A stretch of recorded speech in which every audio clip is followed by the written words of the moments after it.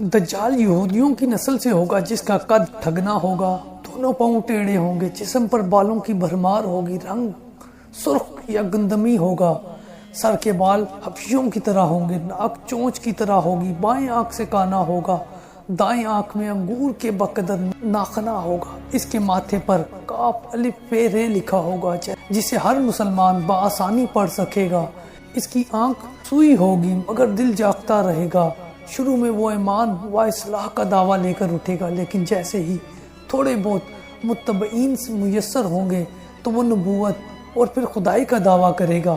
اس کی سواری بھی اتنی بڑی ہوگی کہ اس کے دونوں کانوں کا درمیانی فاصلہ ہی 40 گز کا ہوگا، ایک قدم تا حد نگاہ مسافت کو طے کر لے گا۔ دجال پکا جھوٹا اور اعلیٰ درجے کا شبدہ باز ہوگا، اس کے پاس غلوں کے ڈھیر اور پانی کی نہریں ہوں گی، زمین میں مدفون تمام خزانے باہر نکل کر شہد کی مکھیوں کی مانند اس کے ساتھ ہو لیں گے۔ جو قبیلہ اس کی خدائی پر ایمان لائے گا، دجال اس پر بارش برسائے گا، جس کی وجہ سے کھانے پینے کی چیزیں ابل پڑیں گی، درختوں پر پھل آ جائیں گے۔ کچھ لوگوں سے آ کر کہے گا کہ اگر میں تمہارے ماں باپوں کو زندہ کر دوں تو کیا تم میری خدائی کا اقرار کرو گے؟ لوگ ازبات میں جواب دیں گے۔ اب دجال کے شیطان ان لوگوں کے ماں باپوں کی شکل میں نمودار ہوں گے، نتیجتاً بہت سے افراد ایمان سے ہاتھ دھو بیٹھیں گے۔ اس کی رفتار آندھیوں سے زیادہ تیز اور بالوں کی طرح رواں ہوگی، وہ کرشموں اور شبدہ بازیوں کو لے کر دنیا کے ہر چپے کو روندے گا۔ تمام دشمنان اسلام اور دنیا بھر کے یہودی امت مسلمہ کے بغض میں اس کی پشت پناہی کر رہے ہوں گے۔ وہ مکہ معظمہ میں گھسنا چاہے گا مگر فرشتوں کی پہرےداری کی وجہ سے ادھر گھس نہ پائے گا، اس لیے نامراد و ذلیل ہو کر واپس مدینہ منورہ کا رخ کرے گا۔ اس وقت مدینہ منورہ کے 7 دروازے ہوں گے اور ہر دروازے پر فرشتوں کا پہرا ہوگا، لہذا یہاں بھی منہ کی کھانی پڑے گی۔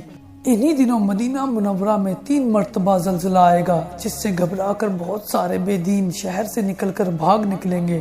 باہر نکلتے ہی دجال انہیں لقمہ تر کی طرح نگل لے گا۔ آخر ایک بزرگ اس سے بحث و مناظرہ کے لیے نکلیں گے اور خاص اس کے لشکر میں پہنچ کر اس کی بابت دریافت کریں گے۔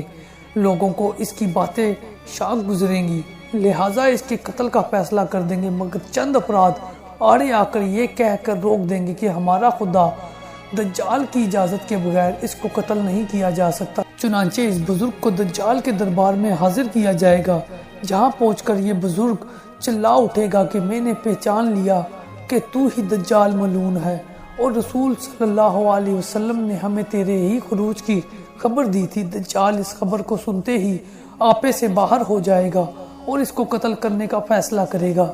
درباری فوراً اس کے 2 ٹکڑے کر دیں گے۔ دجال اپنے حواریوں سے کہے گا کہ اب اگر میں اس کو دوبارہ زندہ کر دوں تو کیا تم کو میری خدائی کا پختہ یقین ہو جائے گا؟ یہ دجالی گروپ کہے گا کہ ہم تو پہلے ہی سے آپ کو خدا مانتے ہوئے آ رہے ہیں، البتہ اس معجزے سے ہمارا یقین میں اور اضافہ ہو جائے گا۔ دجال اس بزرگ کے دونوں ٹکڑوں کو اکٹھا کر کر زندہ کرنے کی کوشش کرے گا۔ ادھر وہ بزرگ بوجہ حکم الہی کھڑا ہو جائے گا اور کہے گا کہ اب تو مجھے اور زیادہ یقین آ گیا ہے کہ تو ہی دجال ملعون ہے۔ وہ جھنجھلا کر دوبارہ انہیں ذبح کرنا چاہے گا، لیکن اب اس کی قدرت سلب کر لی جائے گی۔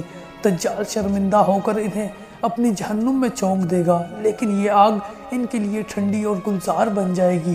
اس کے بعد وہ شام کا رخ کرے گا، لیکن دمشق پہنچنے سے پہلے ہی حضرت مہدی علیہ السلام وہاں آ چکے ہوں گے۔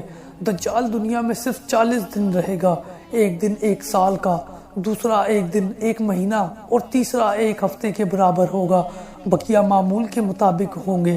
امام مہدی علیہ السلام دمشق پہنچتے ہی زور و شور سے جنگ کی تیاری شروع کر دیں گے، لیکن صورتحال بظاہر دجال کے حق میں ہوگی، کیونکہ وہ اپنے مادی و افرادی طاقت کے بل بوتے پر پوری دنیا میں ڈھاک پٹا چکا ہوگا۔ اس لیے عسکری طاقت کے اعتبار سے تو اس کی شکست بظاہر مشکل ہوگی، مگر اللہ کی تائید اور نصرت کا سب کو یقین ہوگا کہ حضرت مہدی علیہ السلام اور تمام مسلمان اسی امید کے ساتھ دمشق میں دجال کے ساتھ جنگ کی تیاریوں میں ہوں گے۔ تمام مسلمان نمازوں کی ادائیگی دمشق کی قدیم شہر آفاق مسجد جامع اموی میں ادا کرتے ہوں گے۔ ملی شیرازہ لشکر کی تربیت اور یہودیوں کے خلاف صف بندی کو منظم کرنے کے ساتھ ساتھ مہدی علیہ السلام دمشق میں اس کو اپنی فوجی سرگرمیوں کا مرکز بنائیں گے اور اس وقت یہی مقام ان کا ہیڈ کوارٹر ہوگا۔ امام مہدی علیہ السلام ایک دن نماز پڑھانے کے لیے مصلی کی طرف بڑھیں گے تو عین اسی وقت حضرت عیسیٰ علیہ السلام کا نزول ہوگا۔ نماز سے فارغ ہو کر لوگ دجال کے مقابلے کے لیے نکلیں گے۔ دجال حضرت عیسیٰ علیہ السلام کو دیکھ کر ایسا گھلنے لگے گا جیسے نمک پانی میں گھل جاتا ہے۔ پھر حضرت عیسیٰ علیہ السلام آگے بڑھ کر اس کو قتل کر دیں گے اور حالت یہ ہوگی کہ شجر و حجر آواز لگائیں گے کہ اے روح اللہ، میرے پیچھے یہودی چھپا ہے۔ چنانچہ وہ دجال کے چیلوں میں سے کسی کو بھی نہیں چھوڑیں گے۔